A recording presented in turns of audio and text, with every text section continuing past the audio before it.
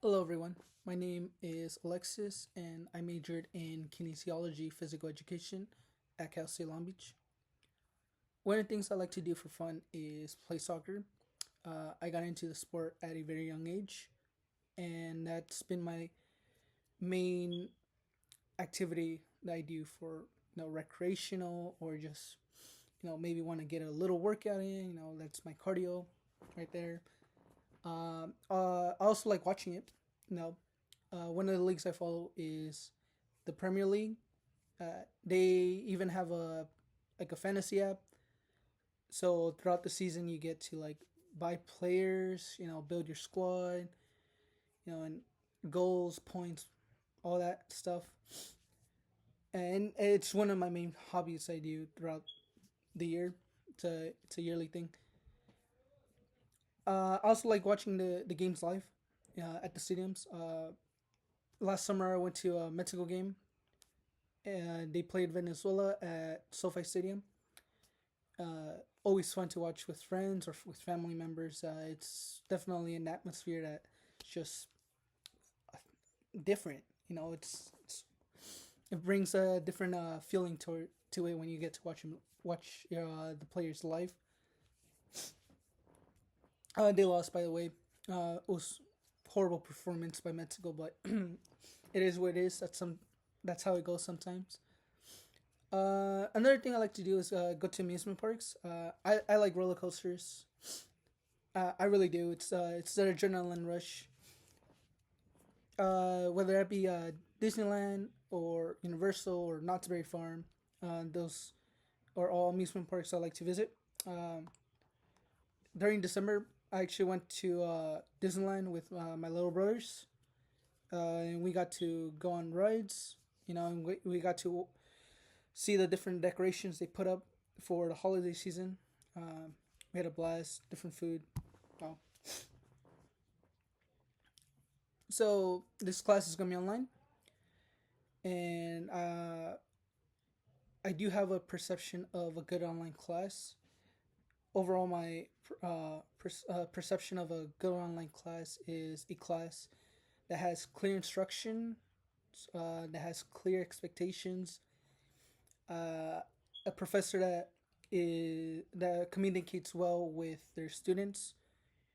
Whenever the students need help or need some clarity on a specific assignment, that's a very important thing for an online class.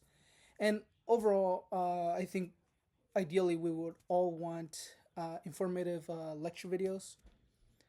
Videos that we as students get to gain knowledge, and it just goes into detail, allows us to study off of. Yeah.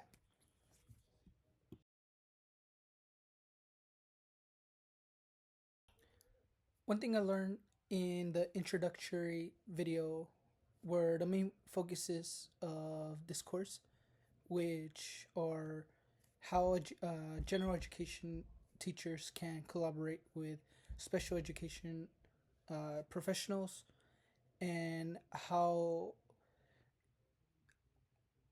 we can work with families with diverse backgrounds. Uh, the Individuals with Disability Education Act of 2004 has 13 different categories. Uh,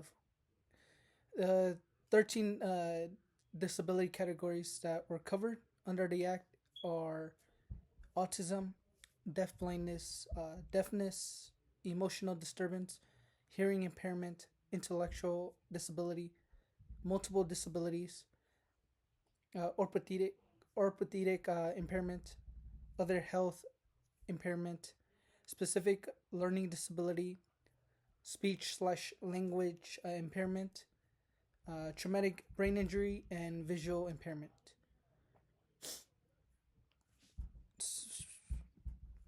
Some of the so there are different eligibility rules to get special education services.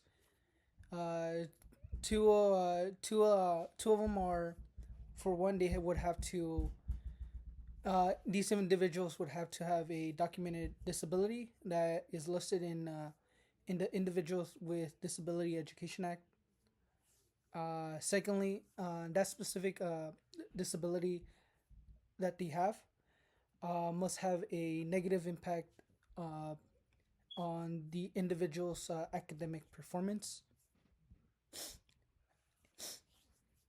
To come in issues associated with adolescents and disabilities, uh, or that adolescents with disabilities may have a lack of autonomy. Uh, you know, these adolescents, they want to make their own individual and independent decisions, and it is very important for parents to give them that autonomy to make them more independent, or to for them to make their own independent decisions. Another issue that these adolescents may face are the lack of expectations. Adolescents with disabilities may have a more difficult way of achieving certain expectations, but parents should n- let them fail.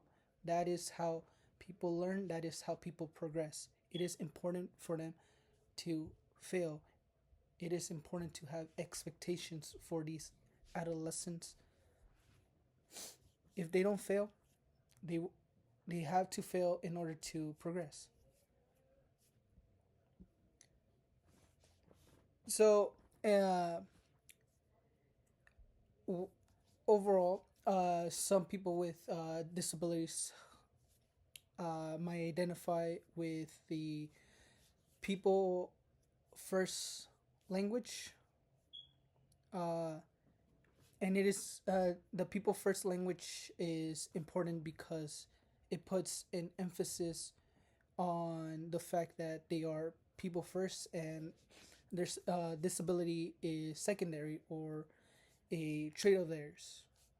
A few examples of people first language would be saying a person with autism rather than saying an autistic person, or saying a person with an auditory impairment rather than saying a deaf person. Uh, as mentioned, some people with disabilities, they they would rather be identified using the people first language, and it is very important to respect people's decisions. Thank you.